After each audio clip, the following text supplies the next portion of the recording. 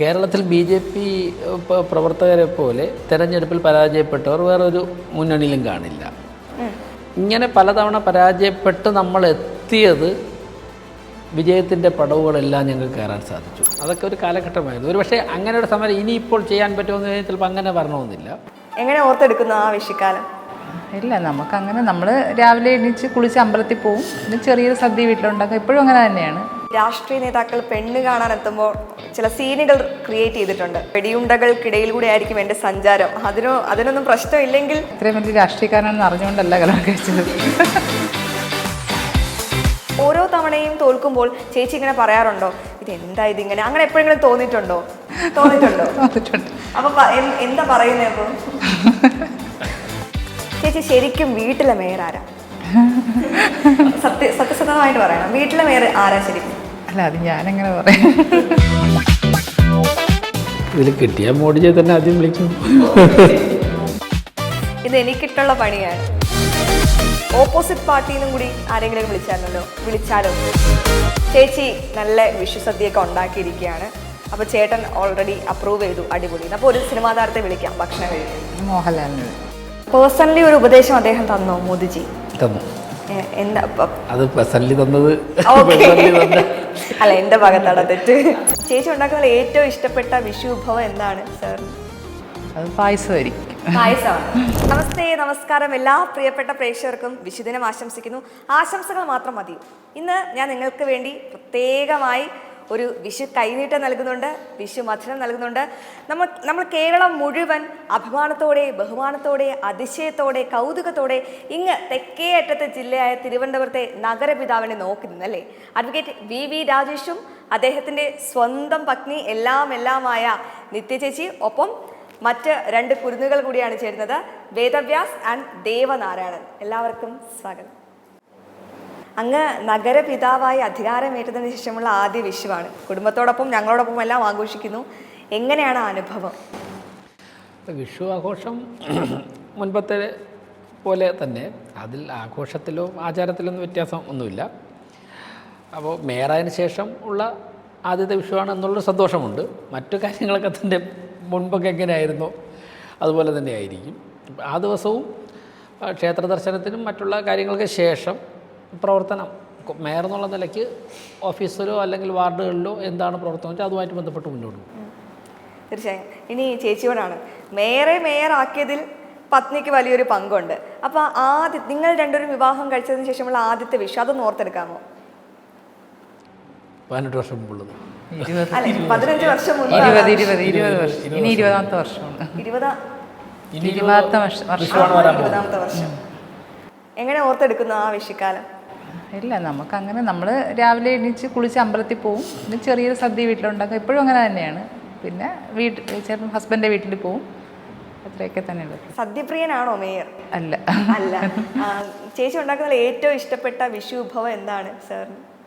അത് പായസമായിരിക്കും. പായസമാണ്. ഒരുപാട് തിരക്കുകളുണ്ട്, അതിനിടയിലും കുടുംബത്തിനും വേണ്ടി സമയം കണ്ടെത്തണം.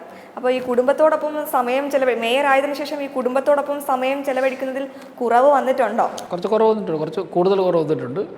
പിന്നെ അവർ അഡ്ജസ്റ്റ് ചെയ്യും. അത് കിട്ടുന്ന സമയം ഒരുമിച്ച് ചെലവഴിക്കും. ഓരോരുത്തരും പലപ്പോഴും ഓരോ സ്ഥലത്തായിരിക്കും. ഒരാൾ അവൻ്റെ പഠിത്തമായിട്ട് ബന്ധപ്പെട്ട് പോകും, ഇളയാൾ പ്രാക്ടീസൊക്കെ ആയിട്ട് കൂടുതലും പോകും. ഞാൻ കൂടുതൽ സമയം ഓഫീസിലോ ഫീൽഡിലോ ആയിരിക്കും. പിന്നെ ചുരുക്കം ചില സമയത്ത് അങ്ങനെ ഒരുമിച്ച് ചേരാൻ പറ്റാറുള്ളൂ. പക്ഷെ അത് അഡ്ജസ്റ്റ് ചെയ്യും. ചേച്ചി ശരിക്കും വീട്ടിലെ മേയർ ആരാ? സത്യസന്ധമായിട്ട് പറയണം, വീട്ടിലെ മേയർ ആരാ ശരിക്കും? അല്ല, അത് ഞാനെങ്ങനെ പറയാം? പറഞ്ഞോ, ഒരു കുഴപ്പമില്ല. വീട്ടിലെ കാര്യങ്ങളൊക്കെ നോക്കുന്നത് ഞാൻ തന്നെയാണ്. ചേച്ചിയാണ് നടക്കുന്നത്. അതിൽ ഞാൻ അധികം ബുദ്ധിമുട്ടിപ്പിക്കാറില്ല. നാട്ടുകാരുടെ പരാതി മുഴുവൻ ഓടി നടന്ന് പരിഹരിക്കുന്ന തിരക്കിലാണ് ഞങ്ങളുടെ സ്വന്തം നഗരപിതാവ്. വീട്ടിലെ പരാതികളൊക്കെ പരിഹരിക്കാൻ നിങ്ങൾ അങ്ങനെ കമ്മിറ്റിയൊക്കെ കൂടാറുണ്ടോ? ഇല്ല, ഞാൻ അങ്ങനെ പരാതികളൊന്നും ഇല്ല. അങ്ങനെ പരാതിയൊന്നുമില്ല. പിന്നെ ഫോൺ ചോദിക്കും, അഭിപ്രായം ചോദിക്കും, എന്ത് ചെയ്യണം എന്ന് ചോദിക്കും. അപ്പോൾ ഇന്നത് ചെയ്തു എന്ന് പറയും, ബാക്കി ഞാൻ ചെയ്യും. അപ്പോൾ ചേച്ചിയും ഇങ്ങനെ അദ്ദേഹം ഒരുപാട് സമരങ്ങൾ നയിച്ചൊരു നായകനാണ്. എനിക്ക് തോന്നുന്നു സമര നായകൻ എന്ന് തന്നെ വിശേഷിപ്പിക്കാം. ഒരുപാട് മർദ്ദനമേറ്റിട്ടുണ്ട്. ഞാൻ ഇങ്ങോട്ട് ഇൻ്റർവ്യൂ ചെയ്യാൻ വരുന്നതിന് മുമ്പ് അദ്ദേഹവുമായി ബന്ധപ്പെട്ട ആളുകളായിട്ടൊക്കെ സംസാരിച്ചു. അപ്പോൾ പറയുന്നത് നമ്മുടെ സ്വന്തം രാജേഷണ്ണനാണ്.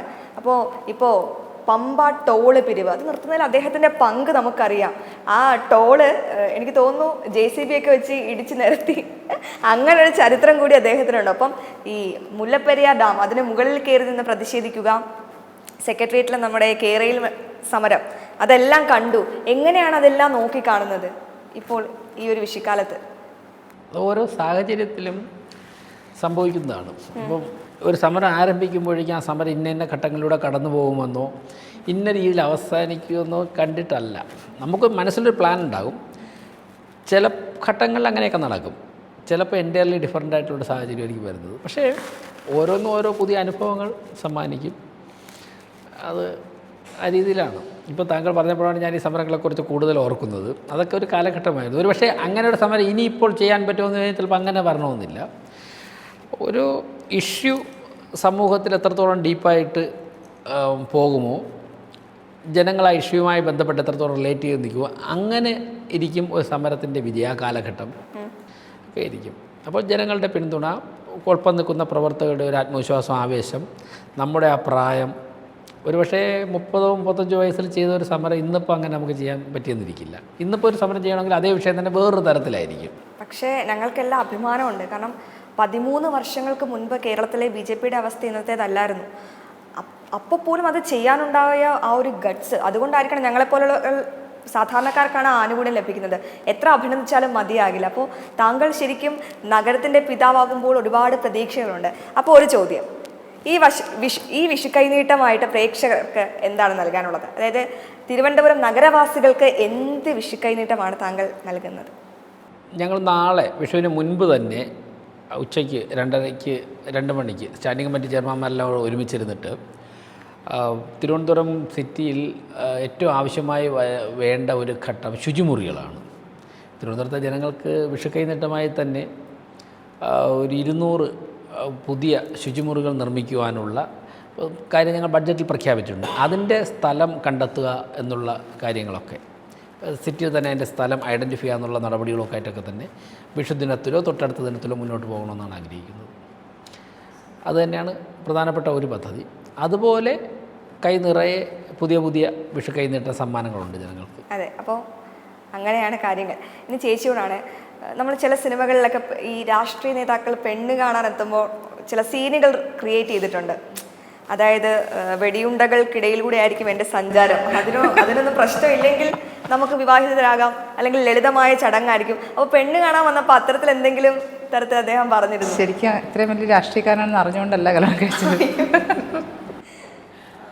അപ്പോൾ പ്രത്യേകിച്ചൊന്നും പറഞ്ഞില്ല? ഇല്ല, അതൊന്നും പറഞ്ഞില്ല. BJP ആണെന്ന് അറിയാമായിരുന്നു, പക്ഷെ അന്ന് ഇവരുടെ നാട്ടിലൊന്നും BJP അങ്ങനെ ഇല്ല. കടക്കൽ ചെങ്കോട്ടയാണ്. അപ്പോൾ അഡ്വക്കേറ്റ് ആണ്. അപ്പോൾ അതിനോടനുബന്ധിച്ചുള്ള പൊളിറ്റിക്സ് ആണെന്നാണ് വിചാരിച്ചത്. പിന്നെയാണ് മനസ്സിലായത് ഫുൾ ടൈം രാഷ്ട്രീയ പ്രവർത്തനമാണ്. അദ്ദേഹത്തിൻ്റെ ABVP കാലം മുതൽ ഈ ഇന്നിപ്പോൾ മേയർ പദവി. ഇല്ല, ഞങ്ങളെ നാട്ടിലൊന്നും ഈ ശരിക്കും പറഞ്ഞാൽ ഞങ്ങൾ ഈ CPM അത് മാത്രമേ കേട്ട് വളർന്നിട്ടുള്ളൂ. ഈ RSS BJP ഒന്നും ഞങ്ങൾ അത് കേട്ടിട്ടില്ല ശരിക്കും പറഞ്ഞു. ഇപ്പൊ കേരളം അങ്ങോളം ഇങ്ങോളം കേൾക്കുന്നുണ്ട്, പല മുന്നണികളും ഭയത്തിലാണ്. ഇപ്പോഴാണ് കൂടെ താമസിച്ചപ്പോഴാണ് ശരിക്കും അതിൻ്റെ ക്വാളിറ്റി എനിക്ക് മനസ്സിലായത് ശരിക്കും പറഞ്ഞാൽ. എന്തൊക്കെ ക്വാളിറ്റിയാണ് അങ്ങനെ? അല്ല, BJPക്കാരെന്ന് പറഞ്ഞാൽ നമ്മൾ സാധാരണ ഒരു വലിയൊരു പ്രശ്നക്കാരെന്നുള്ളൊരു ലെവലിലല്ലേ അറിയുന്നത്. പക്ഷെ മനസ്സിലായിട്ടും അതല്ല, നല്ല മനുഷ്യരാണെന്ന് മനസ്സിലായത് കല്യാണം കഴിച്ചതിന് ശേഷം. തീർച്ചയായും ഈ ABVP കാലം മുതൽ ഇങ്ങോട്ടുള്ള കാലം വരെ എടുത്താൽ, മേയർ ആവുന്ന കാലം വരെ അദ്ദേഹത്തിന് ജനപിന്തുണയുണ്ട്, അതിൽ സംശയമില്ല. എങ്കിലും ഒരുപാട് പോരാട്ടങ്ങൾ നടത്തി, ഒരുപാട് സമൂഹത്തിന് വേണ്ടി ഒരുപാട് കാര്യങ്ങൾ ചെയ്താണ് ഇന്ന് ഈ ഒരു പൊസിഷനിൽ ഇരിക്കുന്നത്. അപ്പോൾ നമ്മൾ മനസ്സിലാക്കേണ്ട ഒരു കാര്യം, കുടുംബം നൽകിയ പിന്തുണ അല്ലേ? അത് ചേച്ചി ആയിക്കോട്ടെ, ഈ കുഞ്ഞുങ്ങളായിക്കോട്ടെ, അവരുടെ ഓരോരുത്തരുടെയും ഓരോ സാക്രിഫൈസ്. ഇപ്പോൾ അച്ഛനുമായിട്ട് അധികം സമയം ചെലവഴിക്കണമെന്ന് കുഞ്ഞുങ്ങൾ ആഗ്രഹിക്കാം. അപ്പോൾ ചേച്ചി ഭാര്യയാണ്, അപ്പോൾ ചില സമയങ്ങളിൽ ഭർത്താവ് അടുത്ത് വേണമെന്ന് ആഗ്രഹിക്കും. പക്ഷേ നിങ്ങൾ കുടുംബം നൽകുന്ന പിന്തുണ അത് വളരെ വലുതാണ്. അത് എങ്ങനെയാണ് നോക്കിക്കാണുന്നത്? എങ്ങനെ ആ ഒരു കുടുംബത്തിൻ്റെ ആദ്യമൊക്കെ എനിക്കും ബുദ്ധിമുട്ട് തോന്നിയിട്ടുണ്ട്. കാര്യം നമ്മൾ അങ്ങനെ, പക്ഷെ പിന്നെ ഇപ്പം അത് എല്ലാവരും നല്ല രീതിയിലുള്ളൊരു പൊളിറ്റിക്സ് ആയിരുന്നു ചെയ്യുന്നതും. പിന്നെ വേറൊരു പ്രശ്നത്തിലോട്ടും അല്ല, നല്ല രീതിയിലായതുകൊണ്ട് ഞങ്ങളെല്ലാവരും സപ്പോർട്ട് കൊടുക്കുകയാണ്. കഴിഞ്ഞ നമുക്കറിയാം തലസ്ഥാനത്തിൻ്റെ ഒരു രാഷ്ട്രീയ ഭൂമിക, ആ ഭൂപടമൊക്കെ മാറ്റിമറിച്ചുകൊണ്ടാണ് അവിടെ താമര വിരിയിച്ചുകൊണ്ട് ഇദ്ദേഹം അധികാരത്തിലെത്തുന്നത്. അതിന് പിന്നിൽ വലിയൊരു പ്രയത്നം തന്നെയുണ്ട്. ഇനിയിപ്പോൾ ഈ അധികാരത്തിലെത്തി, ഇനി അങ്ങോട്ട് എന്താകും തലസ്ഥാനത്തിൻ്റെ ആ ഒരു ഭാവി? അത് ജനങ്ങൾ വലിയ പ്രതീക്ഷയാണ് അർപ്പിക്കുന്നത്. ഒരുപാട് സാധ്യതകളുണ്ട്, ഒരുപാട് ആവശ്യങ്ങളുമുണ്ട്. നിലവിലുള്ളൊരു സിസ്റ്റത്തിൽ നിന്നുകൊണ്ട് എല്ലാവരെയും ഒരുമിച്ച് ചേർത്തുകൊണ്ട് ഒരു നമ്മുടെ നഗരത്തിന് ആവശ്യമായിട്ടുള്ള കാര്യങ്ങളൊക്കെ തന്നെ ചെയ്ത് മുന്നോട്ട് പോകുക എന്നുള്ളതാണ് ഞങ്ങളിപ്പോൾ ആവിഷ്കരിച്ചിരിക്കുന്നത്. ഉദ്ദേശിക്കുന്ന വേഗതയിൽ എത്താൻ സാധിക്കുന്നുണ്ട്. അപ്പോൾ എന്തായാലും വളരെ വലിയ വ്യത്യാസം തിരുവനന്തപുരം നഗരത്തിനുണ്ടാകും. ആ വ്യത്യാസം കേരളത്തിലൊക്കെ പ്രതിഫലിക്കും. അതിന് നല്ല നല്ല മാതൃകകൾ എവിടെയൊക്കെ ലഭ്യമാണോ അതിനെയൊക്കെ തന്നെ അവിടെ നിന്ന് സെലക്ട് ചെയ്യുന്നുണ്ട്. മറ്റൊന്നിപ്പം കേന്ദ്രഭരണം നരേന്ദ്രമോദിജി ഗവൺമെൻറ് ഉള്ളതുകൊണ്ടും മറ്റ് പല സംസ്ഥാനങ്ങളിലും BJPയുടെ നേതൃത്വത്തിൽ നല്ല ഭരണം നടക്കുന്നതുകൊണ്ടും എല്ലാ സ്ഥലങ്ങളിൽ നിന്നും മാതൃകകൾ കിട്ടാൻ വേണ്ടി കൂടുതൽ സാധ്യതകളുണ്ട്. അതൊക്കെ പ്രയോജനപ്പെടുത്തുവാനുള്ള ഒരു ജോലിയിലാണിപ്പോൾ. ഇനി കേരളം മുഴുവൻ ഏറ്റെടുത്ത താങ്കളൊരു ഡയലോഗുണ്ട്, ഞങ്ങൾ ന്യൂസ് ഡെസ്ക് മുഴുവൻ ആഘോഷമാക്കിയ ഡയലോഗാണ്. അതായത് തോൽവി, നിങ്ങൾ ആരെയാണ് തോൽവി പഠിപ്പിക്കുന്നത്? ഞങ്ങളെയാണോ? ഞങ്ങൾ കുളിച്ച് കുപ്പായിട്ട് ഞങ്ങളെയാണോ തോൽവി? ശരിക്കും അതൊരു റൊമാൻറ്റിഫിക്കേഷൻ, നമ്മുടെയൊക്കെ ഭാഷയിൽ പറഞ്ഞ റൊമാൻറ്റിഫിക്കേഷൻ ആയിരുന്നു. അതായത് ഗൂസ് ബം മൊമെൻ്റ് എന്ന് പറയാം. ശരിക്കും ഭയങ്കര ഇൻസ്പിറേഷൻ തോന്നി. അപ്പോൾ അങ്ങനെയുള്ള ഡയലോഗൊക്കെ വരുന്നു. താങ്കൾ ഒരുപാട് തോൽവികൾ അല്ലെങ്കിൽ പരാജയം മുനമ്പിൽ നിന്ന ആളാണ്, പരാജയം രുചിച്ച ആളാണ് അല്ലേ? അപ്പോൾ ഇങ്ങനെ ഒരു വിജയത്തിലെത്തുമ്പോൾ എന്ത് തോന്നുന്നു? ഞാനത് പറഞ്ഞത് യാദൃശ്യമായിട്ട് സംസാരിച്ച നമ്മുടെ അനുഭവത്തിൽ നിന്ന് വന്നതാണ്. കേരളത്തിൽ BJP പ്രവർത്തകരെ പോലെ തെരഞ്ഞെടുപ്പിൽ പരാജയപ്പെട്ടവർ വേറൊരു മുന്നണിയിലും കാണില്ല. പക്ഷേ ഇങ്ങനെ പലതവണ പരാജയപ്പെട്ട് നമ്മൾ എത്തിയത് വിജയത്തിൻ്റെ പടവുകളെല്ലാം ഞങ്ങൾക്ക് കയറാൻ സാധിച്ചു. തീർച്ചയായും. അപ്പോൾ തെരഞ്ഞെടുപ്പിൽ ഒരു പരാജയം എന്നുള്ളത് തെരഞ്ഞെടുപ്പ് മാത്രം മുന്നിൽ കണ്ട് പൊതുപ്രവർത്തനം നടത്തുന്നവരെ സംബന്ധിച്ച് അത് വലിയൊരു കാര്യമാണ്. പക്ഷേ ഒരു BJP പ്രവർത്തകരെ സംബന്ധിച്ച് തെരഞ്ഞെടുപ്പ് പല പ്രവർത്തനങ്ങളും ഒന്ന് മാത്രമാണ്. നമ്മുടെ ലക്ഷ്യം ഒരു തെരഞ്ഞെടുപ്പിലെ വിജയം മാത്രമല്ല, ആത്യന്തികമായിട്ട് സമൂഹത്തിൽ നമ്മൾ വിശ്വസിക്കുന്ന ആശയവുമായി ബന്ധപ്പെട്ട ആ ആശയം നടപ്പിലാക്കാനുള്ള ഒരു പ്രയാണമാണ്. അപ്പം ഞങ്ങളൊക്കെ പ്രവർത്തനം തുടങ്ങി ABVPയിലാണ്. ABVP കോളേജ് യൂണിയൻ തെരഞ്ഞെടുപ്പിലൊക്കെ മത്സരിക്കുന്നതിലപ്പുറം ABVPയുടെ ആത്യന്തിക ലക്ഷ്യം കോളേജ് യൂണിയൻ ഭരിക്കലല്ല. ഒരുപക്ഷെ SFIയുടെ KSUവിൻ്റെയൊക്കെ ആത്യന്തിക ലക്ഷ്യം കോളേജ് യൂണിയൻ, യൂണിവേഴ്സിറ്റി യൂണിയൻ ഭരണത്തിലെത്തുകയാണ്. ABVPയുടെ ആത്യന്തിക ലക്ഷ്യം നാഷണൽ റീകൺസ്ട്രക്ഷൻ ത്രൂ മാൻ മേക്കിംഗ്, അതായത് മനുഷ്യരെ നിർമ്മിച്ചുകൊണ്ട് രാഷ്ട്ര പുനർനിർമ്മാണം, ഇതാണ് ലക്ഷ്യം. അപ്പോൾ ഇതാണ് ഞങ്ങളുടെയൊക്കെ ഉള്ളിൽ ആഴത്തിൽ തറച്ചിരിക്കുന്നത്. അതുകൊണ്ട് തന്നെ ഒരു തിരഞ്ഞെടുപ്പിൽ ജയിക്കുകയോ തോൽക്കുകയോ എന്നുള്ളത് കൊണ്ട് ജീവിതമൊന്നും പൊതുപ്രവർത്തനമൊന്നും അവസാനിക്കുന്നില്ല. ജയിച്ചാൽ സന്തോഷം, തോറ്റു കഴിഞ്ഞാൽ തോറ്റു, ആ സാഹചര്യമായിട്ട് പൊരുത്തപ്പെടണം.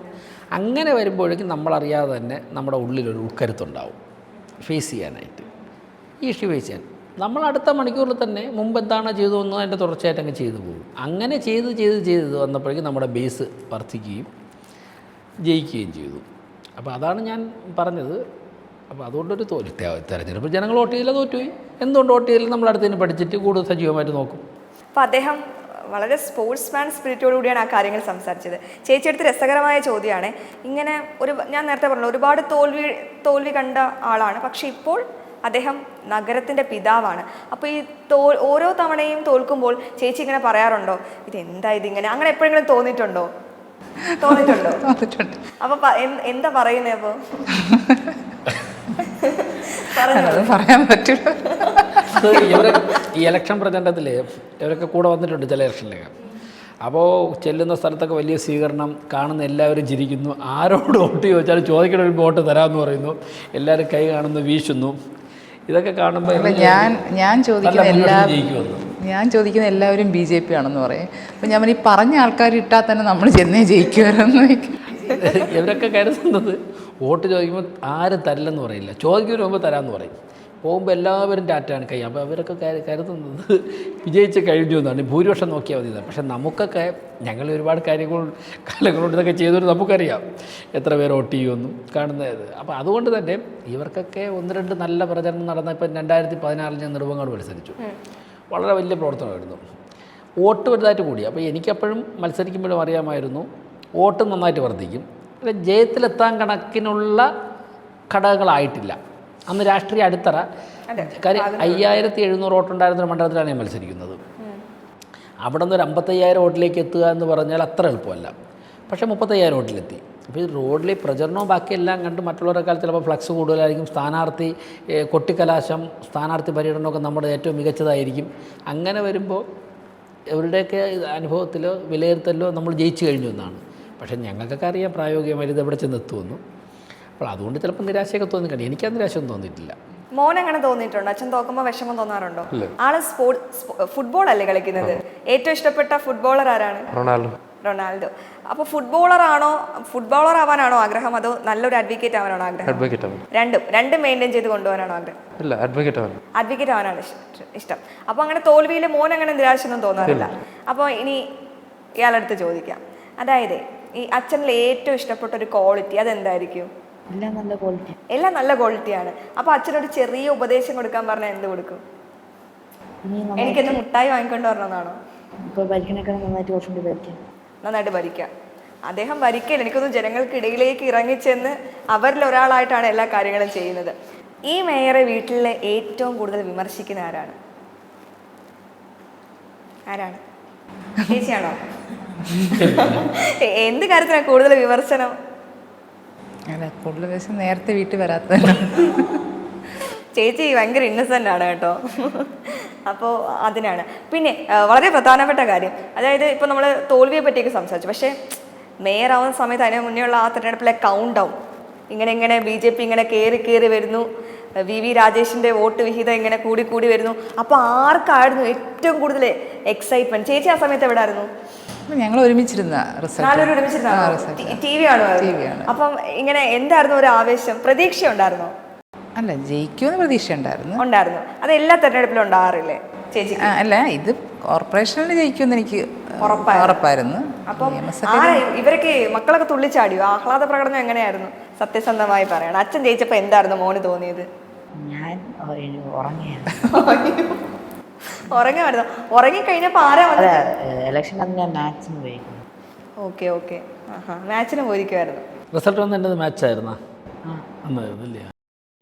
നമ്മളവിടെ വിളിച്ചറിയിക്കുകയോ ചെയ്തു. മോൻ എങ്ങനെയായിരുന്നു? നല്ല സന്തോഷം. അച്ഛനെ കെട്ടിപ്പിടിച്ചൊരു ഉമ്മയൊക്കെ കൊടുക്കാൻ തോന്നിയോ? അന്ന് രാത്രി ലേറ്റ് ആയിട്ടാണ് വീട്ടിൽ. എന്തോ? അന്നും ലേറ്റ് ആയിട്ടാണ് വീട്ടിൽ വന്നത്. അന്ന് ലേറ്റ് ആയിട്ടാ? എന്താ മേയർ?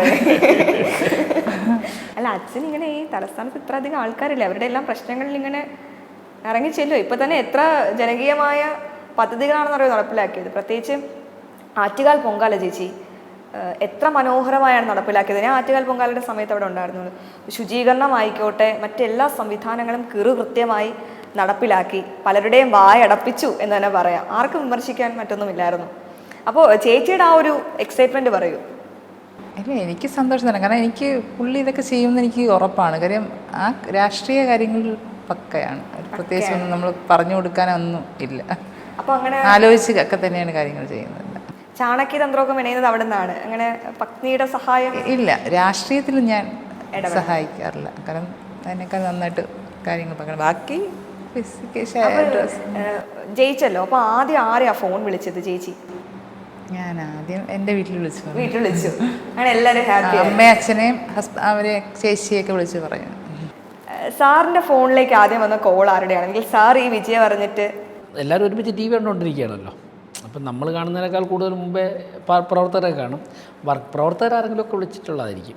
മേയർ ആയപ്പോൾ ആദ്യം ലഭിച്ച അഭിനന്ദനം അത് ആരുടെ ഭാഗത്തു നിന്നായിരുന്നു? ഏത് നേതാവ് ആദ്യം വിളിച്ചത്? സംസ്ഥാന പ്രസിഡന്റാണ് ആദ്യം വിളിച്ചിട്ട് മേയർ ആവാൻ വേണ്ടി അദ്ദേഹം ഡൽഹിയിൽ നിന്ന് വിളിച്ചു. തീരുമാനമായിട്ടുണ്ട് എന്ന് അദ്ദേഹമാണ് ആദ്യം വിളിച്ച് പറയുന്നത്. അദ്ദേഹം തന്നെയാണ് കൺഗ്രാജുലേറ്റ് ചെയ്തത്. അതിൻ്റെ തുടർച്ചയായിട്ട് മറ്റുള്ള പ്രവർത്തകരും നേതാക്കന്മാരും ഒക്കെ വിളിച്ചു. മാധ്യമ പ്രവർത്തകരായിരുന്നല്ലോ പുള്ളി മുഴുവനും. എങ്ങനെയാണ് അച്ഛൻ്റെ വിജയം നോക്കി കാണുന്നത്? ഒരു ഡിസേർവിംഗ് വിക്ടറി ആണെന്ന് തോന്നുന്നുണ്ടല്ലോ. അതെ, കുറേ നാളായിട്ടുള്ള പോരാട്ടത്തിൻ്റെ വിജയമായിട്ടാണ്. സന്തോഷം. അപ്പോൾ എങ്ങനെയാ ആ വിജയം നിങ്ങൾ ആഘോഷമാക്കി? ഞങ്ങൾ ഒരുമിച്ചായിരുന്നു, കൗണ്ടിങ് സ്റ്റേഷനിലായിരുന്നു.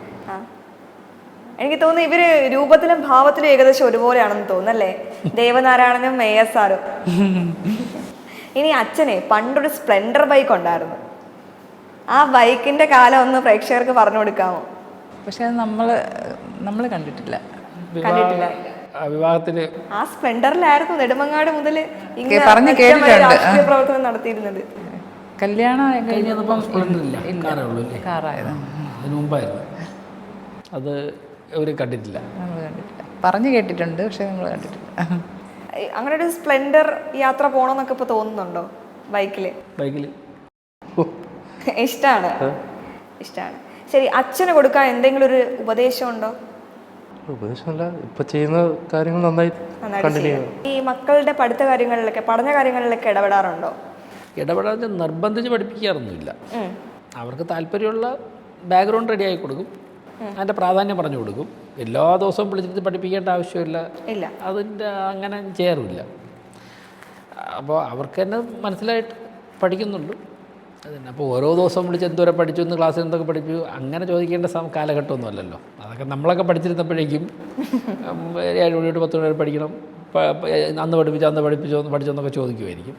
പക്ഷേ എനിക്കിപ്പോൾ അതിൻ്റെ ആവശ്യമുണ്ടെന്ന് തോന്നുന്നില്ല. അതിൻ്റെ പ്രാധാന്യം മനസ്സിലാക്കിയിട്ട് അവർ സെലക്ട് ചെയ്യുന്ന ഫീൽഡിൽ ഡീപ്പായിട്ട് പോകാൻ വേണ്ടിയിട്ടുള്ള ഒരു അഡ്വൈസ് കൊടുക്കും. അതിനുശേഷം നമുക്കൊണ്ട് സാധിക്കുന്ന ബാക്ക്ഗ്രൗണ്ട് റെഡിയാക്കി കൊടുക്കും. പിന്നെ അതിൻ്റെയും കൂടെ ഉത്തരവാദിത്തമാണല്ലോ. ചേച്ചി, അടുക്കളയിലൊക്കെ ഇടപെടാറുണ്ടോ? അടുക്കള വിഷയങ്ങളിലൊന്നും സ്വന്തമാണ് ഇവരാരെങ്കിലും?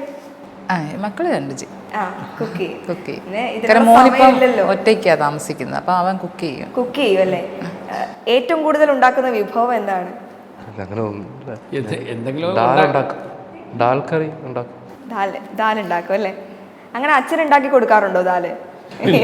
അച്ഛൻ ആ പരീക്ഷണത്തിന് ഇതുവരെ മുതിർന്നിട്ടില്ല. എന്തെങ്കിലുമൊക്കെ ഉണ്ടാക്കും, അത് എവിടെ നിന്ന് അവസാനിക്കുന്നു അതായിട്ട്. അല്ല, മുട്ട ഉണ്ടാക്കി കൊടുക്കാറുണ്ട്. രാത്രി ആകുമ്പോൾ ഇവര് മുട്ട ഇങ്ങനെ സ്ക്രാമ്പിളൊക്കെ ചെയ്ത് കഴിക്കും. അത് ചായ ഇട്ടരും. കണ്ടോ, ചേട്ടൻ ഇങ്ങനെയൊക്കെ ചെയ്തു കൊടുക്കും. അച്ഛൻ എന്താ ചെയ്തു കൊടുക്കുന്നത്? എന്തെങ്കിലും ചെയ്തു കൊടുക്കാറുണ്ടോ? ഇല്ല, അച്ഛൻ തിരിച്ചാ ചെയ്തു കൊടുക്കുന്നതെന്ന് തോന്നുന്നു. അച്ഛൻ ഇതുവരെ തന്നതിൽ, ഇപ്പം മോൻ്റെ ലൈഫിൽ ഇതുവരെ തന്നതിൽ ഏറ്റവും ഇഷ്ടപ്പെട്ട ഒരു ഗിഫ്റ്റ് എന്താണ്? ഒരു ബാറ്റ് ഗിഫ്റ്റ് ചെയ്തു. ബാറ്റ് ഗിഫ്റ്റ് ചെയ്തു? ആഹാ, അതാ ഇതൊക്കെ മനസ്സിലാക്കി. അച്ഛന് തിരിച്ചെന്തെങ്കിലും ഗിഫ്റ്റ് ചെയ്തിട്ടുണ്ടോ? ചെയ്തിട്ടില്ല. ഇനി അച്ഛന് ഒരു ഗിഫ്റ്റ് വാങ്ങിക്കൊടുക്കാൻ ഇപ്പോൾ ഒരു സാഹചര്യം ഉണ്ടായി, എന്തായിരിക്കും വാങ്ങിക്കൊടുക്കുക? ഒരു വാച്ച്. ഒരുപാട് നേതാക്കളുമായിട്ട് ഹൃദയബന്ധം പുലർത്തുന്ന ഒരാളാണ് അങ്ങ്. ഇപ്പോൾ വി മുരളീധരൻ ആയിക്കോട്ടെ, രാജീവ് ചന്ദ്രശേഖർ ആയിക്കോട്ടെ, കെ സുരേന്ദ്രൻ ആയിക്കോട്ടെ, ശോഭ ചേച്ചി ആയിക്കോട്ടെ, ശ്രീധരൻ പിള്ള ആയിക്കോട്ടെ, അങ്ങനെ ഒരുപാട് നേതാക്കൾ. എങ്ങനെയാണ് ആ ഒരു ഹൃദയബന്ധം ഇങ്ങനെ മെയിൻറ്റെയിൻ ചെയ്ത് കൊണ്ടുപോകണം? മെയിൻറ്റെയിൻ ചെയ്തുകൊണ്ട് അതിപ്പോൾ ഇങ്ങനെയാണ് മെയിൻറ്റെയിൻ ചെയ്യുന്നത് എന്ന് നമുക്ക് പറയാൻ പറ്റില്ല. എല്ലാവരും ഒരേ ലക്ഷ്യത്തിന് വേണ്ടി പ്രവർത്തിക്കുന്നത് കൊണ്ട് പരസ്പരം എല്ലാവർക്കും അങ്ങോട്ടും ഇങ്ങോട്ടും ഒരു സ്നേഹവും ബഹുമാനമൊക്കെ ഉണ്ട്. പിന്നെ ഓരോരുത്തരുടെയും ശൈലി നമുക്ക് കുറേ കാലം പ്രവർത്തിക്കുമ്പോഴേക്കും മനസ്സിലാവുമല്ലോ. അതിനനുസരിച്ച് നമുക്ക് ഏത് എക്സ്റ്റെൻറ്റ് വരെയാണ് അങ്ങനെയുള്ള കാര്യങ്ങൾ സഹകരിക്കാൻ പറ്റുന്നത് എന്ന് എല്ലാവർക്കും അറിയാമായിരിക്കും. താല്പര്യമുള്ള ഒരുമിച്ച് ചെയ്യാൻ സാധിക്കുന്ന മേഖലയിലേക്ക് കൂടുതൽ കാര്യങ്ങളിൽ ബന്ധപ്പെട്ട് ചെയ്യുക, അല്ലാത്ത സ്ഥലങ്ങളിൽ നമ്മളതങ്ങ് വിട്ടുകളയുക. ഇതാണ് ഞാൻ സ്വീകരിക്കുന്ന സമീപനം.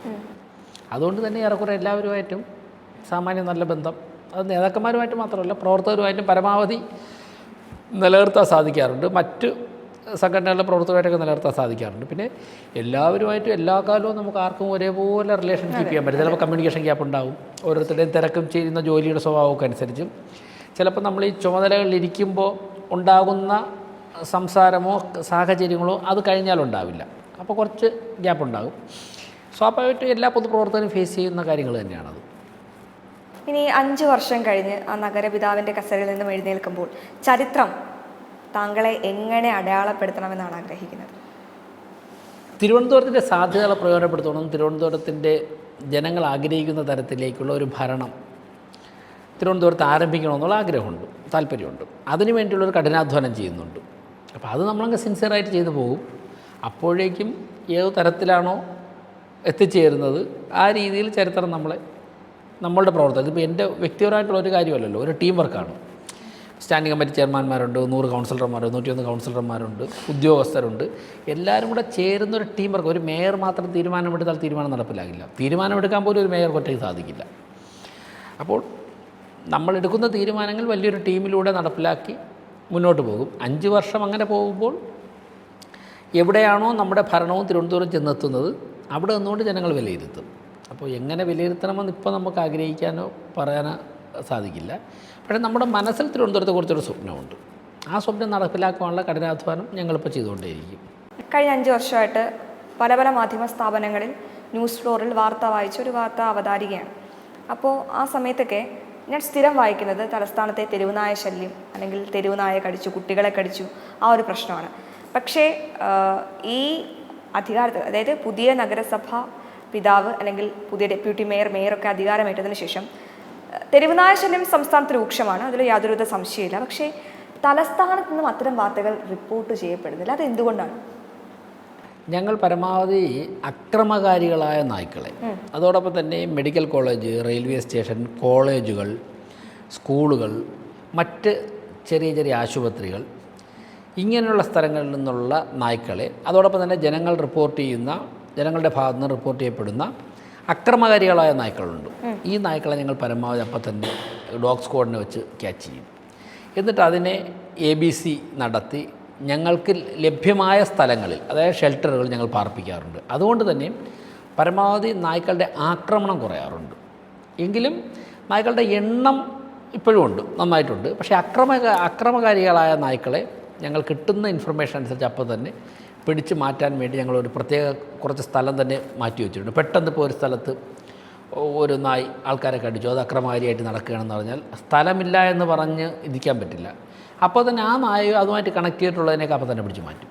അപ്പോൾ അതുകൊണ്ടായിരുന്നു താങ്കൾ പറഞ്ഞ തരത്തിലുള്ള മറ്റുള്ള സ്ഥലങ്ങളെപ്പോലെ ഭീകരമായിട്ടുള്ളൊരു റിപ്പോർട്ട് തിരുവനന്തപുരത്ത് വരാത്തത്. അത് ഞങ്ങൾ 24 മണിക്കൂർ അതിനുവേണ്ടി പ്രത്യേക സ്ക്വാഡ് ശ്രദ്ധിക്കുന്നുണ്ട്. ഇനി ചേച്ചിക്കറിയുള്ളൂ, നൈറ്റ് ലൈഫ്, സ്ത്രീകൾ ഇപ്പോഴും തലസ്ഥാനത്ത് സുരക്ഷിതരല്ല. കാരണം നൈറ്റ് ലൈഫ് നമ്മളെപ്പോലുള്ളവർക്കൊന്നും എൻജോയ് ചെയ്യാൻ ആഗ്രഹം ഉണ്ടെങ്കിലും പക്ഷെ നടക്കാറില്ല. അപ്പം ഈ ജനകീയ ബജറ്റിൽ അല്ലെങ്കിൽ ജനക്ഷേമ ബജറ്റിൽ പറഞ്ഞ കാര്യങ്ങൾ നൈറ്റ് ലൈഫ് കൂടുതൽ സുരക്ഷിതമാക്കാൻ പദ്ധതികൾ കൊണ്ടുവരുമെന്ന്, അതെപ്പോഴാകും? ഈ സാമ്പത്തിക വർഷം തന്നെ അതിനുള്ള നടപടികൾ ഉണ്ടാക്കണം എന്നാണ് ഞങ്ങൾ ആഗ്രഹിക്കുന്നത്. തീർച്ചയായിട്ടും തിരുവനന്തപുരത്ത് അങ്ങനെയുള്ള സ്വപ്ന പദ്ധതികൾ ഞങ്ങൾക്ക് പ്രതീക്ഷിക്കാം. അച്ഛൻ എപ്പോഴും തിരക്കിലാണ്, അങ്ങനെ അച്ഛനെ മിസ് ചെയ്യാറുണ്ട്. അപ്പോൾ അങ്ങനത്തെ ഒരു സാഹചര്യം ഉണ്ടായിട്ടുണ്ടോ? അപ്പോൾ അച്ഛനെ ഫോൺ വിളിച്ചാൽ കിട്ടാത്ത സാഹചര്യമൊക്കെ വരുമ്പോൾ അങ്ങനെ ഒരു നിരാശയൊക്കെ തോന്നിയിട്ടുണ്ടോ? അങ്ങനെ ഒരു സാഹചര്യം ഉണ്ടായിട്ടുണ്ടോ? സാഹചര്യം ഉണ്ട്, പക്ഷെ നിരാശ തോന്നാറില്ല. അപ്പോൾ അറിയാം, അഡ്ജസ്റ്റ് ചെയ്യുമെന്ന് തോന്നല്ലേ? മൂത്ത ആളാ, എനിക്ക് തോന്നുന്നു ആ സംസാരം ഭാവവും ഒക്കെ ഏകദേശം ഒരുപോലാണ്. അപ്പോൾ അങ്ങനെ തിരക്ക് മനസ്സിലാക്കും അല്ലേ? രാഷ്ട്രീയ പ്രവർത്തകനാകാൻ ആഗ്രഹമുണ്ടോ? ഇപ്പൊ ഇല്ല, ഇപ്പൊ പഠിത്തത്തില് നല്ലൊരു വക്കീലാവാനാണ് ആഗ്രഹം. റോൾ മോഡൽ ഉണ്ടോ? അച്ഛൻ തന്നെയാണോ? ഓൾറെഡി പറഞ്ഞു. അങ്ങനെ അച്ഛനെ വിളിച്ചിട്ട് കിട്ടാത്തപ്പോ ദേഷ്യം തോന്നുന്നു, അമ്മ എന്താ ഈ അച്ഛൻ ഫോൺ എടുക്കാത്തെന്നൊക്കെ ചോദിക്കാറുണ്ടോ? ഇടയ്ക്കിടയ്ക്ക് എനിക്ക് വന്ന് ഇയാൾ അമ്മ മോനും അത് അച്ഛൻ മോനും ആണെന്ന് തോന്നുന്നു കേട്ടോ. അപ്പച്ചൻ വരുമ്പോ എന്ത് പറയാറുണ്ട്? അമ്മയ്ക്ക് കൊട്ടേഷൻ കൊടുത്തിട്ട് അമ്മയെ കൊണ്ടാണോ അച്ഛനെ വഴക്ക് പറയിപ്പിക്കുന്നത്, സ്വന്തമായിട്ട് പറയോ? അച്ഛൻ കുറച്ച് കഴിയുമ്പോൾ തിരിച്ചു വിളിക്കും. എന്താ മോനെന്ന് ചോദിക്കും. അപ്പൊ എന്താ പറയും?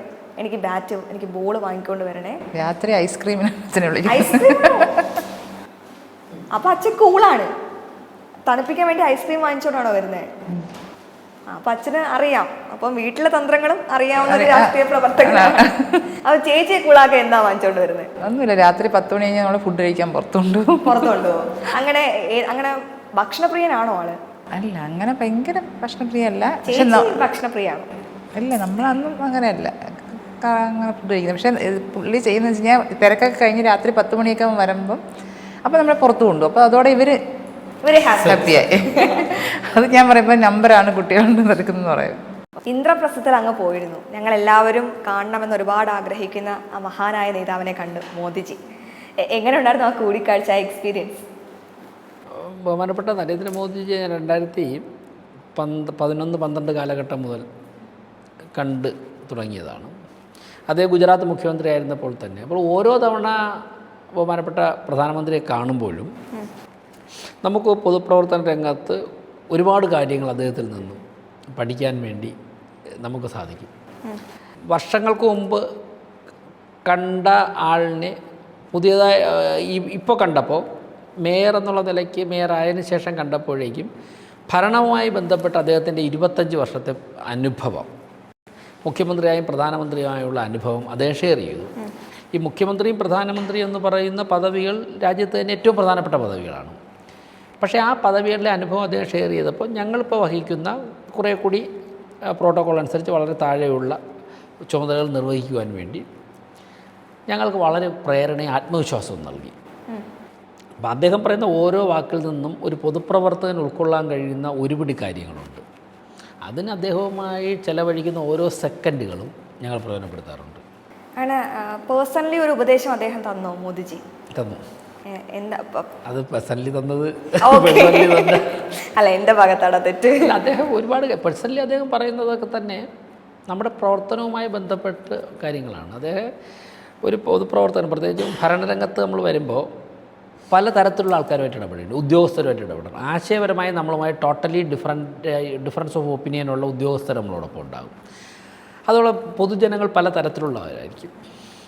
അപ്പോൾ അങ്ങനെയുള്ളവരൊക്കെയായിട്ടൊക്കെ ഏത് തരത്തിലാണ് നമ്മൾ ബന്ധപ്പെടേണ്ടതെന്നുള്ള അദ്ദേഹത്തിൻ്റെ അനുഭവം, ഒരുപക്ഷെ ഗുജറാത്തിൽ അദ്ദേഹം മുഖ്യമന്ത്രിയായിരുന്ന അനുഭവം അതുപോലെ നമുക്ക് കേരളത്തിൽ നടപ്പിലാക്കാൻ പറ്റുമെന്നുള്ള ഒരു പ്രശ്നമുണ്ട്. പക്ഷേ അദ്ദേഹം അനുഭവങ്ങൾ ഞങ്ങളോട് ഷെയർ ചെയ്യുമ്പോഴേക്കും ഇത് കേരളത്തിൽ നമ്മുടെ പശ്ചാത്തലത്തിൽ ഞങ്ങളിരിക്കുന്ന ചുമതല വെച്ചിട്ട് എങ്ങനെ നടപ്പിലാക്കാൻ പറ്റും എന്നുള്ളതിനെക്കുറിച്ച് നമുക്കൊരാശയം ഉണ്ടാവും. അങ്ങനെ ബഹുമാനപ്പെട്ട പ്രധാനമന്ത്രിയുമായിട്ടുള്ള ഓരോ കൂടിക്കാഴ്ചയും ഓരോരോ പുതിയ അനുഭവങ്ങൾ സമ്മാനിക്കുന്നതാണ്. മേയറായ ശേഷം ഏറ്റവും സന്തോഷിപ്പിച്ചതും ഒപ്പം ദുഃഖിപ്പിച്ചതുമായ 2 മൊമെൻറ്റ് അതൊന്ന് പറയാമോ? ദുഃഖിപ്പിച്ച മൊമെൻ്റ് എന്ന് പറയുന്നത് നമ്മുടെ മുൻപിൽ വരുന്ന ആൾക്കാർ നമ്മളൊരു കാര്യം പറയുമ്പോൾ നമുക്കൊട്ടും ചെയ്തു കൊടുക്കാൻ പറ്റാത്ത ഒരു കാര്യമാണെന്നിരിക്കട്ടെ, അവരുടെ ആവശ്യം വളരെ ജെന്യൂനും ആകുമ്പോഴേക്കും നമ്മളൊരു നിസ്സഹായരാകുന്ന ഒരു സാഹചര്യം ഉണ്ടാവും. അപ്പോൾ അങ്ങനെ വരുമ്പോഴേക്കും അത് ഒരുപാട് വേദനയും വിഷമം ഉണ്ടാക്കിയിട്ടുണ്ട്.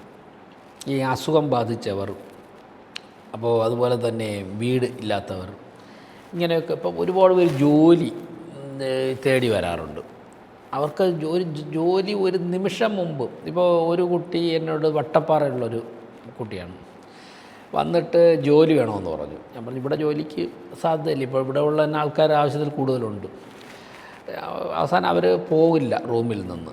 അപ്പോൾ എനിക്ക് മനസ്സിലായി അത്രത്തോളം ഇരിക്കണമെങ്കിൽ സാധിക്കില്ലെന്ന് പറഞ്ഞ് ഇരിക്കണമെന്നുണ്ടെങ്കിൽ അവർക്ക് നിവർത്തിയില്ല അവിടെ നിന്ന് എഴുന്നേൽക്കാനായിട്ട്. നമ്മൾ ഒരാഴ്ച കഴിഞ്ഞിട്ട് വരാൻ പറഞ്ഞു. അപ്പോൾ ആ കുട്ടി എന്നോട് പറഞ്ഞു, സാർ ഒരാഴ്ച കഴിഞ്ഞ് ചിലപ്പോൾ വരാൻ ഞാൻ ഉണ്ടാവില്ല എന്ന് പറഞ്ഞു. അപ്പോൾ പിന്നെ ഞാൻ അവരോട് പിന്നെ പോകാൻ പറയുന്നതിലൊരു അപകടം മണത്തു. അങ്ങനെ ഞാൻ അവരോട് മാറിയിരിക്കാൻ പറഞ്ഞു. 2.5 മണിക്കൂർ അവിടെ ഇരുന്നു. കാരണം 2.5 മണിക്കൂർ കഴിഞ്ഞാണ് എൻ്റെ റൂമിൽ നിന്ന് ആൾക്കാരെല്ലാം കഴിഞ്ഞത്. പിന്നീട് ഞാൻ അവരെ വിളിച്ചിട്ട് എനിക്ക് പരിചയമുള്ളൊരു സ്ഥാപനത്തിൽ, ഒരു പ്രൈവറ്റ് സ്ഥാപനത്തിൽ പരീക്ഷണാർത്ഥം ഒരു കോൾ വിളിച്ചപ്പോൾ ഒരു ജോലി കിട്ടി. സാലറി ഞാൻ ചോദിച്ചില്ല. അവർക്ക് ഭയങ്കര സന്തോഷമായി, അവർക്ക് വലിയ സന്തോഷമായി. അതിന് ശേഷം അവരെന്നെ കാണാൻ വന്നിട്ടില്ല. പക്ഷേ ഞാൻ അന്വേഷിച്ചപ്പോൾ അവിടെ ജോലിക്ക് കയറി. ഞാൻ പറഞ്ഞു, നിങ്ങൾ ജോലി ചെയ്ത് പോയാൽ ഇനി എന്നെ കണ്ട് വന്ന് നിങ്ങളെ സമയം കളയണ്ട. ആ കുട്ടിയുടെയൊക്കെ ഒരു സാർ ഇനി അടുത്ത ആഴ്ച ചിലപ്പോൾ വരാൻ ഞാൻ കാണില്ല എന്ന് പറഞ്ഞപ്പോൾ നമുക്കുണ്ടാകുന്ന ഷോക്കുണ്ടല്ലോ. അപ്പം അങ്ങനെയുള്ള അനുഭവങ്ങൾ. ഏറ്റവും സന്തോഷിപ്പിച്ചൊരു മൊമെൻറ്റ്? സന്തോഷിപ്പിച്ചത് ഒരുപാട് അവസരങ്ങൾ ഉണ്ടായിട്ടുണ്ട്. ഇപ്പോൾ ഞങ്ങൾ ബഡ്ജറ്റ് അവതരിപ്പിച്ചപ്പോഴേക്കും തിരുവനന്തപുരം കോർപ്പറേഷൻ മുൻകൈ എടുത്തുകൊണ്ട് ഒരു 2000 പേർക്ക് വീട് വെച്ചു കൊടുക്കാമെന്നൊരു പ്രഖ്യാപനം ഞങ്ങൾ നടത്തി. ഈ പ്രഖ്യാപനം നടത്തിയിട്ട് അന്ന് രാത്രി എന്നെ ഒരു വിദേശത്ത് ജോലി ചെയ്യുന്ന നമ്മുടെ ഒരു അനുഭവി, നേരത്തെ ഞങ്ങളെയൊക്കെ സഹായിച്ചുള്ളൊരു ചേട്ടൻ, അദ്ദേഹത്തിൻ്റെ വീട്ടിൽ ഭക്ഷണം കഴിക്കാനായിട്ട് നേരത്തെ കുറച്ച് മാറ്റി വെച്ചിട്ട് അന്ന് രാത്രിയാണ് ഞാൻ പോയത്. ഒരുപാട് ലേറ്റായി, 11:30 മണിക്കാണ് ചെന്നത്. ഭക്ഷണം കഴിച്ചുകൊണ്ടിരുന്നപ്പോൾ അദ്ദേഹം പറഞ്ഞു, നിങ്ങൾ ഈ വീട് കൊടുക്കാമെന്നുള്ള പ്രഖ്യാപിച്ചത് ഞാൻ വാർത്തയിൽ കണ്ടു. അപ്പോൾ ഞാനൊരു വീട് ഞാൻ വച്ചു തരാം, ഒരു വീട് ഞാൻ വച്ചു തരാം ഇതിൽ എന്ന് അദ്ദേഹം പറഞ്ഞു. അപ്പോൾ ഭയങ്കര സന്തോഷം തോന്നി. കാരണം നമ്മൾ നല്ല കാര്യം ചെയ്യുമ്പോഴേക്കും ജനങ്ങൾ അതിനെ എന്തുമാത്രം കൂടുതൽ, നമ്മളിപ്പോൾ ഒരു 30-40% ചെയ്യുമ്പോൾ ബാക്കി 60% സഹായിക്കാൻ വേണ്ടി ജനങ്ങൾ തയ്യാറായിരിക്കുന്നു. പിറ്റേ ദിവസം രാവിലെ വീട്ടിൽ നിന്ന് ഇറങ്ങിയപ്പോഴേക്കും വൈഫ് ഒരു ലെറ്റർ എഴുതി പറഞ്ഞു, വയനാട്ടിൽ നിന്നൊരു ലേഡി അയച്ചതാണ്. നമ്മുടെ ബഡ്ജറ്റ് കണ്ടിട്ട്, നമ്മൾ പ്രഖ്യാപിച്ച ബഡ്ജറ്റ് കണ്ടിട്ട് അവർക്കറിയില്ല തിരുവനന്തപുരം കോർപ്പറേഷനിൽ പ്രഖ്യാപിക്കുന്ന ബഡ്ജറ്റിൽ അതിൻ്റെ തുക തിരുവനന്തപുരം കോർപ്പറേഷനിൽ മാത്രമേ മുടക്കാവൂ, അതാണ് നിയമമെന്ന് അവർക്കറിയില്ല. അവരുടെ 2-3 കുഞ്ഞുങ്ങളുണ്ട്. അവരുടെ ഒരു ബന്ധു സിസ്റ്ററാണെന്ന് തോന്നുന്നു, മരണപ്പെട്ടു. അവർക്ക് 2 കുട്ടികളുണ്ട്. എല്ലാം കൂടെ 5 ചെറിയ കുട്ടികളെ ഇവർ നോക്കുകയാണ്. ഇവർ കിഡ്നി പേഷ്യൻ്റാണ്. ഇവരുടെ ഹസ്ബൻഡ് എനിക്ക് തോന്നുന്നു കാർഡിയാക് പ്രോബ്ലം എന്തോ ഉള്ള ആളാണ്. അപ്പോൾ ഇത് ഉള്ളവർ 5 കുട്ടികളെ നോക്കിയാണ്, കിടക്കാൻ വീടുമില്ല. അവരൊരു കത്തയക്കുകയാണ്. അപ്പോൾ ആ വിഷമം തോന്നുമ്പോഴും കോർപ്പറേഷൻ അവതരിപ്പിച്ച ബഡ്ജറ്റിൽ വയനാട്ടിലിരിക്കുന്ന വാർത്ത കണ്ട ഒരു വീട്ടമ്മ വിശ്വാസം അർപ്പിക്കുകയാണ്. തലേ ദിവസം ആ ചേട്ടൻ നമ്മുടെ ബഡ്ജറ്റ് നമ്മൾ വച്ച പദ്ധതി കണ്ടുകൊണ്ട് ഒരു വീട് വെച്ചാൽ ഇങ്ങോട്ട് പറയുന്നത്, ഈ വീട് അവർക്ക് തന്നെ കൊടുക്കാം. അങ്ങനെയാണ് വയനാട്ടുകാർക്ക് ഒരു വീട് കൊടുക്കാമെന്ന് പറഞ്ഞത്. അപ്പോൾ ഇതൊക്കെ നമുക്ക് സന്തോഷം നൽകുന്ന കാര്യം. അതായത് നേച്ചർ ഈസ് പവർഫുൾ എന്ന് പറയില്ലേ, നമ്മളൊരു നന്മ ചെയ്യണമെന്ന് ആഗ്രഹിക്കുമ്പോഴേക്കും പ്രകൃതി തന്നെ നമ്മളെ സഹായിക്കുന്നു. തീർച്ചയായും ഇതൊക്കെ നമുക്ക് സന്തോഷമുള്ള അഭിമാനം തോന്നുന്നു താങ്കളെ ഓർത്ത്. തോന്നുന്ന കാര്യമാണ് ഇതൊക്കെ. ഈ ഇനിയിപ്പോൾ വിഷു നമ്മൾ ഇത് എടുക്കുമ്പോഴേക്കും ഞാൻ പറയാം, മിക്കവാറും നാളെ രാവിലെ അതിൻ്റെ പ്രമാണത്തിനുള്ള ചെയ്യാനുള്ള ക്യാഷ് അയച്ചു കൊടുക്കാൻ പറ്റും. ഇന്ന് വൈകുന്നേരം ഞാനും ആ ലേഡിയും തമ്മിൽ 3 തവണ സംസാരിച്ചു. വയനാട് BJPയുടെ ജില്ലാ പ്രസിഡന്റിനെ വിളിച്ച് പറഞ്ഞ് പോയി അക്കൗണ്ട് വാങ്ങാൻ പറഞ്ഞു. ക്യാഷ് തരേണ്ട ആളിനോട് NRI ആണ് വിളിച്ച് സംസാരിച്ച് അവർ അക്കൗണ്ട് നമ്പർ അയച്ചു കൊടുക്കാൻ പറഞ്ഞു. അവരുടെ ഒരു വസ്തു വാങ്ങുന്ന ഒരാൾ സൗജന്യമായിട്ട് കൊടുക്കുകയാണ്. എൻ്റെ പ്രമാണം എഴുതാൻ ചിലപ്പോൾ നാളെ എൻ്റെ ക്യാഷ് അയച്ചു കൊടുത്തേക്കും. അപ്പോൾ ഈ ചോദിച്ചു എനിക്കത് പറയാൻ തോന്നി, പറഞ്ഞൊന്നും ഞാൻ യാദൃച്ഛികമായിട്ട് പറഞ്ഞതേ ഉള്ളൂ. അതല്ല, ഞാനത് കണ്ടിരുന്നു. പ്രിയങ്ക ഗാന്ധിയുടെ മണ്ഡലത്തിൽ നിന്ന് അത്ര ഒരു കത്ത് വന്നു എന്നുള്ള കാര്യം എൻ്റെ ചോദ്യം ഞാൻ ചോദിക്കാൻ വേണ്ടി ഇരിക്കുകയായിരുന്നു. അതിന് മുൻപ് തന്നെ താങ്കൾ അതിനെപ്പറ്റി സംസാരിച്ചു. ഇനി അച്ഛനിൽ നിന്നും പഠിച്ചൊരു ലെസൺ എന്താണ്? അച്ഛനിൽ നിന്നും പഠിച്ചൊരു കാര്യം? ചെറിയ ചെറിയ തോൽവികളിൽ തളരല്ല. ഗുഡ്. അത് തന്നെയാണ് ഞാനും അദ്ദേഹത്തിൽ നിന്നും പഠിച്ചത്. അതാണ്, അതായത് ഞാൻ പറഞ്ഞില്ല, ആ വീഡിയോ എന്നെ ഭയങ്കരമായിട്ട് ഇൻസ്പയർ ചെയ്തു. ചേച്ചി എന്താ പഠിച്ചത് ഭർത്താവിൽ നിന്ന്? ചേച്ചി അങ്ങോട്ട് പഠിപ്പിക്കുക അല്ല, ഒരു വിഷയം നമ്മൾ പെട്ടെന്ന് പൊട്ടിത്തെറിക്കും. വിശേഷം അത് കുറച്ച് ആലോചിച്ച് കാമായും ക്വയറ്റായിട്ട് കാര്യങ്ങൾ ചെയ്യാനുള്ള. ഞാൻ കുറച്ചും കൂടെ സ്പീഡിന് കാര്യങ്ങൾ ചെയ്ത് ചിലപ്പോൾ അതൊരു മണ്ടത്തരമായിപ്പോവും. പക്ഷേ പുള്ളി ആലോചിച്ച് കാര്യങ്ങൾ എടുത്ത് ചാടാതെ അത് ഞാൻ കുറച്ച് പഠിച്ചത്. ചേച്ചിയുടെ അടുത്ത് നിന്ന് അങ്ങനെ എന്തെങ്കിലും പാഠം പഠിച്ചിട്ടുണ്ടോ സാറ്? അങ്ങനെ എന്ത് വൈഫിൻ്റെ ഏത് ക്വാളിറ്റി ഏറ്റവും ഇഷ്ടം? വൈഫ് ഒരു കാര്യം ചെയ്യാൻ തീരുമാനിച്ചിറങ്ങിയാൽ എന്ത് റിസ്ക് എടുത്തും അത് ചെയ്യും. അതുകൊണ്ട് തന്നെ എനിക്ക് ഒരുപാട് കാര്യങ്ങളിൽ അത് എളുപ്പമാവാറുണ്ട്. കുറേ ചെയ്യാൻ തുടങ്ങിയാൽ അത് കംപ്ലീറ്റ് ആയിട്ട് കറക്റ്റായിട്ട് ചെയ്യും. അങ്ങനെ ഉള്ള അത് ഞാൻ വളരെ അപ്രീഷിയേറ്റ് ചെയ്യുന്ന ഒരു കാര്യമാണ്. അച്ഛൻ്റെ അടുത്ത് നിന്ന് എന്താ പഠിക്കാനുള്ളത്? ഈ രണ്ട് കാര്യം തന്നെ. ഐസ്ക്രീം വാങ്ങിക്കൊണ്ട് വരണം എന്നുള്ളത് പഠിക്കാനുള്ളതാണോ? കൂളാക്കാൻ പിണങ്ങിയ ഐസ്ക്രീം കട തുറന്നിട്ടുണ്ടെ മേടിച്ചിട്ട് വരും. കട തുറന്നിട്ടുണ്ടെങ്കിൽ വാങ്ങിച്ചുകൊണ്ടേ വരുള്ളൂ. അപ്പോൾ ഉറക്കൊഴിഞ്ഞിരിക്കും അച്ഛൻ വരുന്നതും കാത്തല്ലേ? ശരി, നമുക്കിനി ഒരു ചെറിയ ഒരു റാപ്പിഡ് ഫയറിലേക്ക് പോയാൽ. ഞാൻ രസകരമായ ചോദ്യങ്ങളൊന്നും തീരുമാനിക്കേണ്ടത് നിങ്ങളും പ്രേക്ഷകരുമാണ്. എങ്കിലും ചോദിക്കും, ഒരു ചെറിയ വാക്കിൽ, ഒറ്റ വാക്കിലൊക്കെ ഉത്തരം പറയാം. ഓക്കെ ആണോ? ഓക്കെ. ട്രിവാൻഡ്രത്തെ മേയറിന് ഇഷ്ടപ്പെട്ട സ്പോട്ട്? ശംഖുമുഖം. ട്രിവാൻഡ്രത്തെ ഏറ്റവും ഇഷ്ടം ഏത് സ്ഥലം? മാനവീയം വീഥി. ചേച്ചിക്കോ? മ്യൂസിയം. ഓക്കെ. ഇനി പൊളിറ്റിക്സ് ഓർ ലോ? ബോത്ത് ആയിരിക്കും ആൻസർ. ജീവിതത്തിലെ ഏറ്റവും അമൂല്യമായി കാണുന്ന ആ വിഷു സമ്മാനം എന്താണ്? വിഷു കൈനീട്ടം മുൻപ് ചെറിയ പ്രായത്തിലൊക്കെ കിട്ടിക്കൊണ്ടിരുന്നല്ലോ അത്. ബ്രേക്ക്ഫാസ്റ്റ്, ഡിന്നർ, ലഞ്ച്, ഇതിന് മൂന്നിനും 3 നേതാക്കളെ വെച്ച് ക്ഷണിക്കാം. അപ്പം ബ്രേക്ക്ഫാസ്റ്റിന് ആരായിരിക്കും ക്ഷണിക്കുക? ആരോടൊപ്പം ബ്രേക്ക്ഫാസ്റ്റ് കഴിക്കാനാണ് ഇഷ്ടം? ഞാൻ ക്ഷണിക്കുന്നതാണോ എന്നെ ക്ഷണിക്കുന്നതാണോ? അല്ല, സാർ ആരെ ക്ഷണിക്കും? അങ്ങനെ ചോദിച്ചാൽ ഇപ്പോൾ പ്രതിസന്ധിയാവും. അല്ല, നമുക്ക് ലഞ്ചും ഉണ്ട് ഡിന്നറും ഉണ്ട്. അതെ, 2 പേർക്ക് കൂടി സ്ഥലമുണ്ട്. അതെ. പേര് ഒരുപാട് പേരുകാരുണ്ട് ഒരുമിച്ച് ഭക്ഷണം കഴിക്കാൻ ആഗ്രഹിക്കുന്നവർ. അപ്പോൾ അല്ല, ഒരു ലിസ്റ്റ് തന്നു കഴിഞ്ഞാൽ 3 പേര് പറയാം. ശരി. മോദിജി, അമിത് ഷാ, കെ സുരേന്ദ്രൻ, രാജീവ് ചന്ദ്രശേഖർ. അല്ല, നമുക്ക് ഡിന്നറും ഉണ്ട് ലഞ്ചും ഉണ്ട്. ഒരാളെ പുറത്താവൂലേ? 4 പേരില്ലേ? സാങ്കല്പികമായ ഒരു ചോദ്യം ആയതുകൊണ്ട് ശരി, ഞാൻ 3 പേരെ പറയാം. മോദിജി, അമിത് ഷാ, നിതിൻ നബി. ഇതിലാരോ ഒരാളിനെ വിളിക്കാം. ബ്രേക്ക്ഫാസ്റ്റിന് ആരെ വിളിക്കാം? ഇതിൽ കിട്ടിയ മോഡിജിയെ തന്നെ ആദ്യം വിളിക്കും. ശരി, അപ്പോൾ ലഞ്ചിന് അമിത്ഷാജി സ്വാഭാവികമല്ലേ? ഇത് എനിക്കിട്ടുള്ള പണിയാണ്. ഡിന്നറിന് നിതിൻ നബി ഞാൻ കഴിച്ചിട്ടുണ്ട്. ശരി, ഓക്കെ. ഇനി നമുക്ക് ഓപ്പോസിറ്റ് പാർട്ടിയിൽ നിന്നും കൂടി ആരെങ്കിലും വിളിച്ചാലോ? Pinarayi Vijayan, Ramesh Chennithala, M V Govindan, V D Satheesan. Sitting സിഎമ്മിനെ തന്നെ വിളിക്കാം. ഓക്കെ. ബ്രേക്ക്ഫാസ്റ്റ് മുഖ്യമന്ത്രിയോടൊപ്പം. ലഞ്ച് രണ്ടാമത് പറഞ്ഞ രമേശ് രണ്ടാമത് പറഞ്ഞത് രമേശ് ചെന്നിത്തല. ഓക്കെ. ഡിന്നർ ഗോവിന്ദ മാഷ്. ചേച്ചി നല്ല വിഷുസദ്യയൊക്കെ ഉണ്ടാക്കിയിരിക്കുകയാണ്. അപ്പോൾ ചേട്ടൻ ഓൾറെഡി അപ്രൂവ് ചെയ്തു, അടിപൊളി. അപ്പോൾ ഒരു സിനിമാ താരത്തെ വിളിക്കാം ഭക്ഷണം കഴിക്കാൻ. മോഹൻലാലിനെ. ഓക്കെ, ചേച്ചിക്ക് മാത്രമേ ഉള്ളൂ ഇവിടെ കൺഫ്യൂഷൻ ഇല്ലാതെ കാര്യം പറഞ്ഞല്ലേ. ശരി, അടുത്ത ക്വസ്റ്റ്യനിലേക്ക്. കുറച്ച് നേതാക്കളുടെ പേര് പറയും, അവരിൽ നിന്ന് എന്ത് ക്വാളിറ്റിയാണ് സ്വീകരിക്കാന്ന് പറയാം. അമിത്ഷാ. ഡിറ്റർമിനേഷൻ. ഓക്കെ. മോദിജി. ദീർഘവീക്ഷണം. യോഗി ആദിത്യനാഥ്. ഏറ്റവും ചെറിയ പ്രായത്തിൽ തന്നെ മാക്സിമം റിസൾട്ട് ഉണ്ടാക്കിയ ആ ഒരു കപ്പാസിറ്റി ഉണ്ടല്ലോ, അങ്ങനെ ഡിസോർഡറായി കിടന്ന സ്റ്റേറ്റിൽ ഒറ്റ വാക്കിൽ പറയാനായിട്ട് എനിക്ക് പെട്ടെന്നൊരു വാക്ക് വരുന്നില്ല. ആ ഒരു ഭരണ നൈപുണ്യം. കെ സുരേന്ദ്രൻ. പ്രതിസന്ധികളെ ഫേസ് ചെയ്യുന്ന ഒരു കപ്പാസിറ്റി. രാജീവ് ചന്ദ്രശേഖർ. സാധാരണ രാഷ്ട്രീയ പ്രവർത്തകരുടെ എല്ലാ പരിചയസമ്പന്നതയും ഉള്ളപ്പോൾ തന്നെ മോസ്റ്റ് മോഡേൺ സാങ്കേതികവിദ്യകൾ ഉപയോഗിക്കുവാനുള്ള വൈദഗ്ധ്യം, ആ ഡൈനാമിസം. ശോഭ. ഏറ്റവും ബുദ്ധിമുട്ടുള്ള ഒരു പശ്ചാത്തലത്തിൽ നിന്ന് വളർന്നു വന്നിട്ട് ഇത്രയും വിൽപ്പവറോടെ പ്രതിസന്ധികളെ നേരിടുകയും അതേ സമയം തന്നെ വലിയൊരു മാസ് ലീഡർ ആവാനുള്ള കപ്പാസിറ്റി ആർജിക്കുകയും ചെയ്ത ഒരു ക്വാളിറ്റി ഉണ്ട്. അപ്പോൾ വി മുരളീധരൻ. ഒരു വിഷയം അദ്ദേഹത്തിൻ്റെ മുൻപിൽ വന്നാൽ അതിനെ ആർട്ടിക്കുലേറ്റ് ചെയ്യുന്നത്, അതിനെ പൊളിറ്റിക്കലി ഒന്ന് ജനങ്ങളുടെ മുമ്പായി അവതരിപ്പിക്കുന്നതിൻ്റെ ഒരു വൈദഗ്ധ്യമുണ്ട്. ഓക്കെ. ആ വൈദഗ്ധ്യം ഭയങ്കരമാണ്. അദ്ദേഹത്തിന് ഏറ്റവും ദേഷ്യം വരുന്ന ഒരു സ്വഭാവം, അതായത് ചേച്ചി എന്ത് കാണിക്കുമ്പോഴാണ് ദേഷ്യപ്പെടാറുള്ളത്? ദേഷ്യപ്പെടാറില്ലേ? ഒച്ച വയ്ക്കുമ്പോൾ ഉറക്ക സംസാരിക്കും. ഓക്കെ, അപ്പോൾ എന്ത് കാര്യത്തിന് ഉറക്കം സംസാരിക്കുന്നത്? അല്ല, ഞാൻ ഇവരെ വഴക്ക് പറയുന്ന ഉറക്ക സംസാരിക്കുന്നത്. ആ, കൊച്ചുങ്ങളെ തൊട്ടുള്ള കളി വേണ്ട.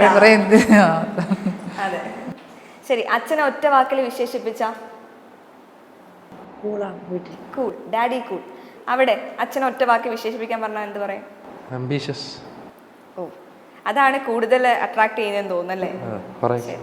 നമ്മുടെ എല്ലാ പ്രിയപ്പെട്ട പ്രേക്ഷകർക്കും ഒരു വിഷുദിന ആശംസകൾ നേർന്നുകൊണ്ട് നമുക്ക് സമാപിപ്പിക്കാം അല്ലേ? തിരുവനന്തപുരം കോർപ്പറേഷൻ്റെയും എൻ്റെയും കുടുംബത്തിൻ്റെയും വിഷുദിനാശംസകൾ നേരുന്നു. നമസ്കാരം.